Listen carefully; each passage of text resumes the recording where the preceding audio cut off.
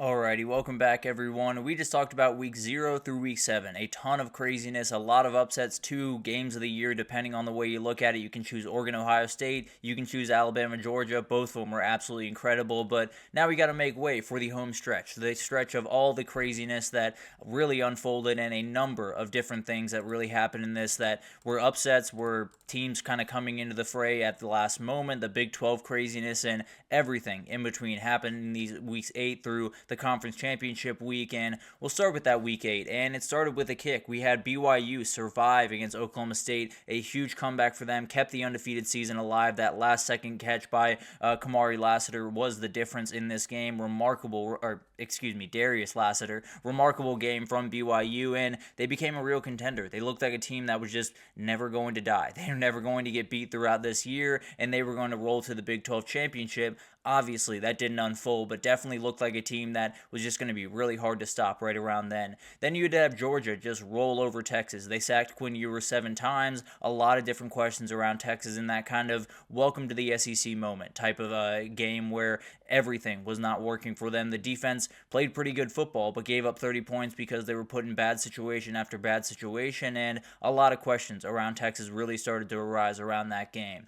Then you had Miami survive yet again. You had Miami against Louisville, a really crazy game. Cam Ward kind of took control of the Heisman race in this game, put up crazy numbers as he did really throughout the entirety of the year for the most part, but definitely really took control of that Heisman race during this game. Obviously would lose it a little bit to that Travis Hunter guy, but at the end of the day, remarkable season, and this was one of those games. And then Tennessee got the win over Bama the second time they beat him in a row in Knoxville, and very different game than the first time around, but a couple of huge plays from Nico Iamaleava, especially that, including that back end with Jermod McCoy, was the difference in this game. Played some really great football and definitely put them in the driver's seat for a possible CFP spot down the stretch.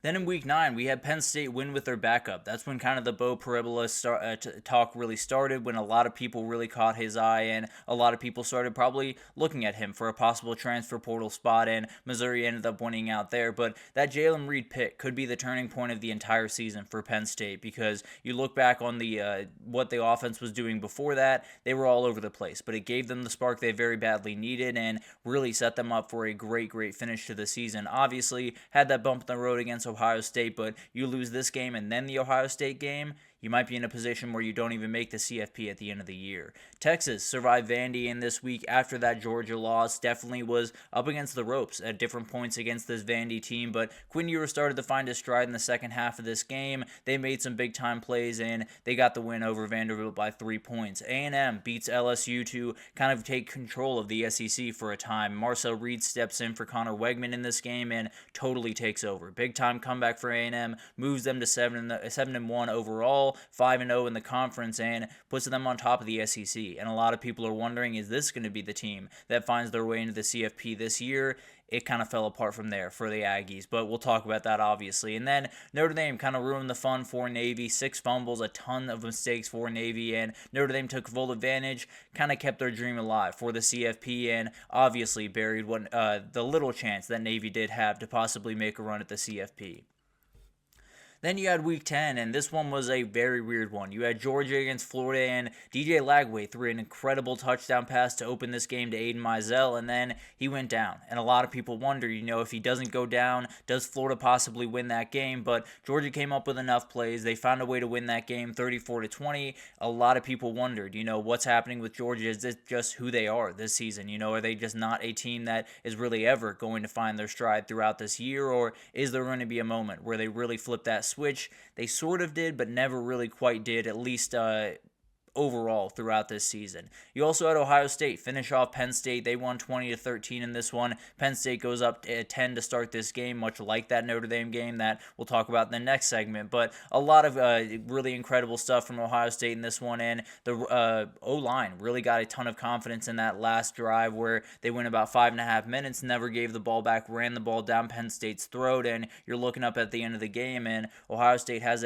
not a comfortable win, but a win nonetheless, and they move forward with a lot of momentum towards the end of the season. South Carolina just rolls A&M in here in Week 10, and the A&M reign over the SEC was very short-lived. South Carolina really tore through the Aggies. Lenora Sellers became a huge name on the market, as did a lot of guys on that South Carolina team. The offense really started to hit their stride, and as you know by now, it carried throughout the rest of the season. Not quite into bowl season, though, against Illinois. Then you did have the Big 12 bomb that went off. You had Houston beat Kansas State, you had Texas Tech beat Iowa State, and you had a lot of things just start to begin in the Big 12. The chaos was just getting underway, and we'll talk about Kansas here in a second because they started their death march just about in the next week. And then Clemson against Louisville was a big time question mark. Clemson loses in pretty dominating fashion in a lot of ways for Louisville, and a lot of people have some questions about what Clemson is going to be this year and what they're going to be going forward with a lot of different things going on in that program.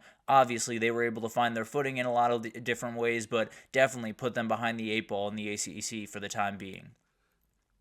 Then you had Week 11, and Ole Miss was able to handle Georgia in this week. This was the one where you really felt like Georgia was just not the normal team that they used to be. Georgia falls behind Bama, behind Texas, behind Ole Miss, and a lot of other teams in the SEC, and it looks like they are not on their way to Atlanta. Obviously, craziness would happen after that, but then you did have Miami fall to Georgia Tech. They finally get got by someone. A remarkable game called by Tyler Santucci. The offense for Miami looked a little bit all over the place in that game, and Georgia Tech was able to get that win with just a couple of big-time plays from Jamal Haynes and Haynes King. And then Alabama just buries LSU in Death Valley, totally tore them to pieces. Jalen Milroe has probably his second best game of the year, although that Georgia game did get a little sketchy in the second half, so maybe this is his best game of the year. But overall, really remarkable game from him. Definitely put LSU in a really bad spot and put them in a spot where they had to win out and get a little bit of help to find their way into the CFP. Then you had the Kansas Death March begin. In Week 11, they started their Death March by beating Iowa State. Then they rattle off wins over Colorado and KSU over the next couple of weeks, and everyone was wondering, what is the Big 12 going to look like after all of this? Because as of right then, it looked like there was no one that was going to make the Big 12 championship. It looked like it was going to be a 10-way tie, and we were going to have to find some way, a coin flip, find a way to get someone into that championship game. So, remarkable job from Kansas down the stretch of the season. Remarkable job from Lance Leipold and his staff, but definitely created a craziness in the Big 12, and a lot of people had a lot of questions after those games had happened. Then in Week 12, we had Oregon just totally escape Madison, had 8 games in a row leading up to this one, finally was able to look a little bit worse for the wear, but was able to get the win 16-13. The defense played incredibly well in that game. Oregon almost gives it away with a little bit of a risky play by Dan Lanning late in that game to not take the field goal, but at the end of the day, Oregon gets the win, continues to stay undefeated, and was able to carry that the rest of the way. Then you did have Georgia kind of handle Tennessee. After that Ole Miss game, a lot of different questions. This was really when Carson Beck's season kind of turned around. He had a really good game, did not have any picks, and would not have any picks for the rest of the season. So played really good football down the stretch, and this is really when it really started. Obviously, Miami fans are hoping his season looks a little bit more like those last 4 games, in the middle 4 games, if you're talking about what he's going to do at Miami. And then you did have Florida kind of ruin LSU's dream. They went in there knowing they had to win out. DJ Lagway kind of became a legend. This was after that Texas game where they kind of mainly held him out in some ways because they knew the next 2 games were so important. Also the game that in some ways saved Billy Napier's job, and then in some ways it was the next week, and we'll talk about that here in a second. And then Arizona State beat Kansas State, put them at the very top of the Big 12, and definitely took control of the Big 12 after this moment, put them in a position where if they win out, they're in a very good spot, and then it led to a crazy game the very next week. And it started with Ohio State beating Indiana. Indiana definitely put up a fight in the first half of this one, played really physically, but at the end of the day, Ohio State was just a little bit too much for the Hoosiers and definitely ended that undefeated season. Obviously, Indiana was able to rebound, make it into the CFP, but definitely put them in a very weird spot, especially going into some of those last couple of games. Obviously had Purdue, so I wasn't too worried, but definitely put a little bit of a question mark around them for the CFP. Then you had the Arizona State BYU just debacle that happened in the end of that game. ASU and Kenny Dillingham almost hand the game and maybe the Big 12 to BYU at the very end of this one. The fans rushed the field twice.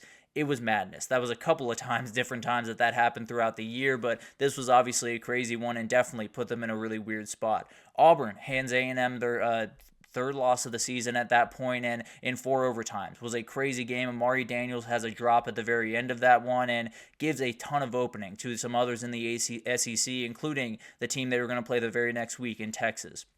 Then you did have Colorado's Big 12 chances kind of fall apart this week. This was when Kansas really put them in a tough spot. Definitely got that win and ran all over this Colorado team. And a lot of the worries that we had about Colorado going into the season were finally realized in this game, and definitely put them behind the eight ball in a Big 12 that was setting up for the craziest finish you had ever seen. And then you do have Ole Miss, another victim to the swamp. Florida gets another one, and officially Billy Napier's job is finally safe for the season. Ole Miss's CFP berth chances just fall off a cliff in this game, and they win this one. Again, another team that gets in, and another team that I'd be watching very closely if they were to get into the CFP. Then in the last week of the season, including the conference championships, you did have Georgia Tech, 8 overtimes. Remarkable game on that Friday night. Georgia was able to walk away with a win. Definitely a very scary one, and would have put a real world where the SEC only got one team into the CFP. Obviously, that did not end up happening. Tennessee was able to take care of business against Vanderbilt. They were able to move forward, and 3 of them got in, but definitely put that in a very, very big question. Texas wins the Lone Star Showdown for the first time in 13 years. Definitely a great thing to see that game played again, and Texas with a big-time goal line stand gets the win there. Miami falls out of the ACC championship. Clemson falls into it with a loss, but Syracuse, and Fran Brown gave Clemson a spot in the ACC championship, even though they lost to South Carolina in pretty dramatic fashion, with Lenore Sellers getting a big-time win there, having a remarkable run at the end of that game to get the win. But Clemson finds their way into the ACC. They obviously win that one, move on to the CFP, but then you had Michigan kind of quote-unquote ruin Ohio State's season in a lot of ways. People were wondering if it was the 4th straight year. Was Ryan Day going to be fired even before the CFP, or especially if they lost in the CFP? Was he going to be fired? So a million things came out of this one. Obviously, a lot of that stuff has been quieted right now, but we'll start back up pretty shortly here after the season ends. But then you had conference championship week. You had Georgia beat Texas again. You had Oregon win a shootout over Penn State. Clemson held off SMU on a comeback, and then Arizona State just buried Iowa State, and Boise State punched their ticket officially over UNLV. So the end of the regular season left many more questions than answers. There's no doubt about that. Is Ryan Day done at Ohio State? Who is deserving of being in the CFP? Is that 3-loss SEC team or a 2-loss ACC team? Is it Ashton Genty or is it Travis Hunter for the Heisman? And most of all, how does this thing end? And that's what we're going to talk about in the next segment. We'll get into the CFP breakdown, all of the games, all the craziness that unfolded, and we'll obviously give a couple of final thoughts on that national title game right after this, so stick with us.